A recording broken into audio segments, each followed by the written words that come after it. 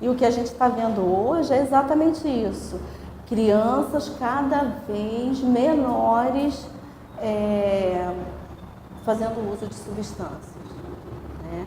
E como essa criança chega a substância? A gente fica pensando, né? Como chega a substância? Muitas vezes ali no contexto familiar mesmo, né? O pai está fumando, a criança, por curiosidade, e pega um e sente vontade demais, começa a fumar escondido, né? O álcool, a mesma coisa. A família está lá toda envolvida no churrasco, não está preocupada se a criança vai ou não, né? Pegar um restinho, que a gente chama, porque eles sempre contam isso, né? Ah, eu peguei o restinho, fui experimentar. Ah, experimentei e quis experimentar mais. E aí vai desenvolvendo esses padrões, né? E todos esses critérios para diagnosticar uma dependência química. E o que a gente tem visto hoje também muito é o adolescente chegando muito cedo com comorbidade, né? Tanto surto, tanto um transtorno psicótico por uso de substâncias, né? Como também tem uma comorbidade que a gente chama qualquer um outro transtorno que não foi avaliado, e aí ele experimenta algum tipo de substância que vem aplacar aquele mal-estar que ele sente. A gente vê muito isso nos transtornos de déficit de atenção, né? TDA, TDAH, que tem tratamento, mas quando eles encontram uma droga que dá um conforto, que dá uma ilusão de prazer, eles começam a manter essa compensação, né? Eu fico desconfortável, não quero ficar desconfortável, eu uso uma droga, né? Uso a maconha, e aí começa a sentir o desconforto de novo, eu uso mais uma vez para diminuir, e aí vira o que a gente chama mesmo de tolerância. Está sempre aumentando a quantidade no uso para aplacar um desconforto. E esse uso só vai cada vez mais detonar com a vida do indivíduo, né? Então, assim, a gente tem atendido adolescentes que estão tendo aí transtornos psicóticos, estão sendo acompanhados, e alguns não estão voltando desses surtos psicóticos, né? Algumas vezes vai para a esquizofrenia, porque já tinha uma predisposição, não teve um acompanhamento, fez o uso de uma substância e acionou esse surto, né? Esse transtorno, e aí ficam duas questões para ser tratadas, né? Um transtorno por uso de substância química. Mas primeiro a gente precisa sair dessa crise para poder fechar um diagnóstico, né? Porque tem uma comorbidade.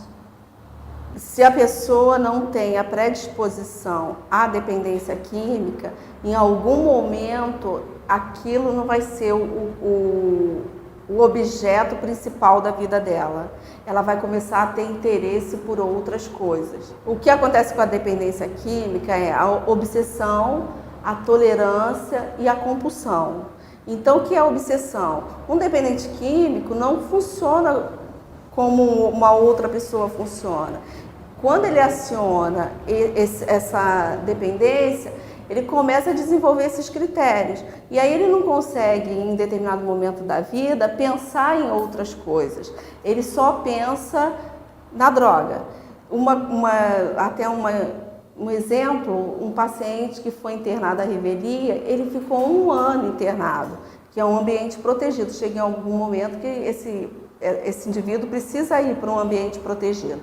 E aí ele ficou 1 ano na internação pensando, planejando como ele faria para, quando sair da internação, conseguir a droga. Quer dizer, um nível de adoecimento muito grande, porque está ali 1 ano num ambiente protegido para se tratar, mas na verdade ele não estava querendo se tratar, ele queria se drogar mais e mais. E a compulsão eu vou lá, ele saiu dessa internação, acessou, fez o uso da substância e aí entrou na compulsão. Mais e mais e mais, quer dizer, 1 ano de internação, sai da internação, volta ao uso, entra na compulsão, né? Porque a obsessão já estava lá. Obsessão são os pensamentos, né? Obsessivos. E a compulsão é o ato de usar a droga mais e mais para conseguir aquele prazer. Dentro das características de uma dependência química, a linha que a gente mais utiliza é a cognitivo-comportamental, né? Porque afeta o cognitivo e afeta também o comportamento. Quando a gente fala de crença, a gente está falando de cognição. Quando a gente fala de comportamento, a gente está falando desses movimentos, né, adoecido em função do uso da droga. Porque dependência química, ela não tem cura, né, é uma doença crônica. A gente diz que é de determinação fatal, né? Progressiva e determinação fatal. A gente diz que é uma doença dos 3 Cs. A gente costuma muito usar essa frase, essa orientação no sentido de que se não tem uma interrupção ali, se não tem um corte nessa compulsão, ou é a clínica, internação para tratamento, ou é cemitério, ou é cadeia. Então é clínica, cemitério e cadeia. E é isso que a gente tem visto realmente, né? Se não entra em tratamento, se não entra em recuperação, o fim de um dependente químico é fatal, como a gente diz, né? De determinação fatal. É bem assim, não dá mais hoje para a gente tratar o assunto de uma forma assim,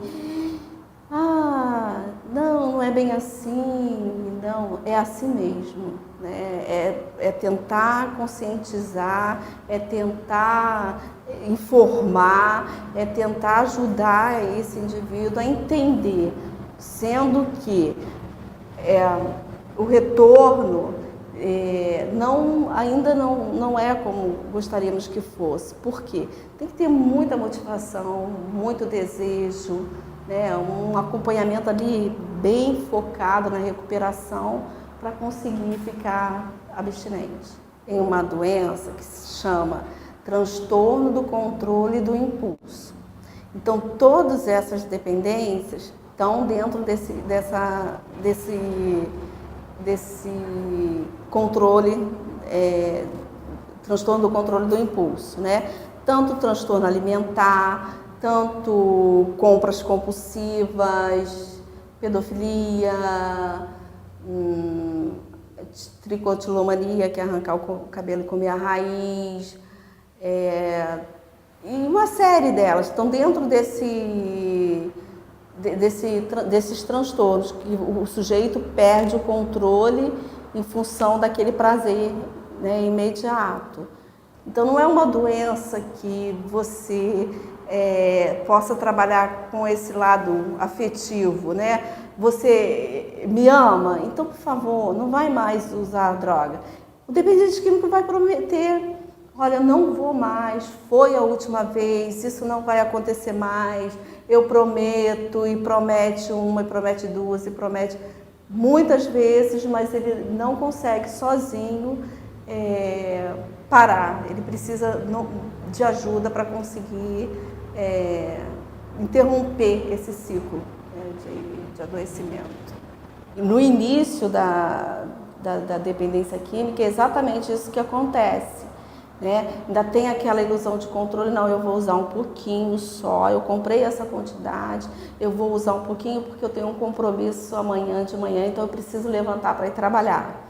E por algum tempo ele vai funcionando desse formato e consegue, até a perda total de controle, que aí já não tem mais. Eu sei que eu tenho aquela reunião às 8 da manhã, mas eu passo a noite inteira usando e quando chega de manhã não tem condição nenhuma de estar na reunião. E sempre de alguma forma mentindo, que é uma das características, né? É a mentira, é a manipulação, para justificar as faltas, justificar o comportamento e a manipulação para conseguir o que ele quer. Puxa vida, eu não ia mais usar, né? Mas eu estava tão cansado, era só um pouquinho para dar uma relaxada. Não, mas não vou mais usar.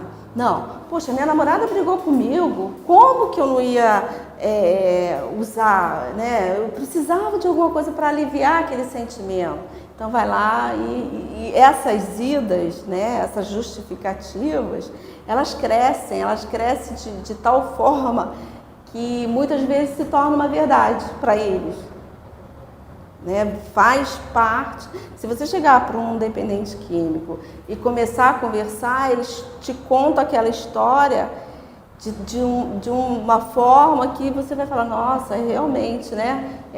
Estava muito sofrido, né? Precisou ali de alguma coisa para dar uma baixa, para dar uma aliviada. E na verdade é a doença gritando. E o dependente químico ele tem muito disso.